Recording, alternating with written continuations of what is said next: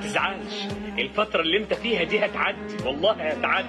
الظروف الصعبة اللي انت ما انتش مستحملها هتعدي، المشاكل والضغوط اللي موجودة في حياتك هتعدي، وبعد وقت طويل هتقعد مع نفسك وتقول والله عدت، وهتعرف ان الفترة دي فترة فلترت فيها كل حاجة، طلعت منها الناس الوحش، اتعلمت من الظروف الصعبة، عدى عليك لحظات كانت يعني الدنيا ضلمة، بس اتعلمت درس لما يعدي عليك لحظات زي دي تاني تبقى عارف انها هتعدي. اتعلمت درس ان ده ما بيحبكش وان ده بيحبك، ان في بني ادم يستهلك وبني ادم ما يستهلكش. اتعلمت درس ان انت لازم تبقى قوي، لان اقل موقف هيضغط عليك هيضعفك وهيموتك. اتعلمت ان انت ما تيأسش، لان لو انت يئست انت مت.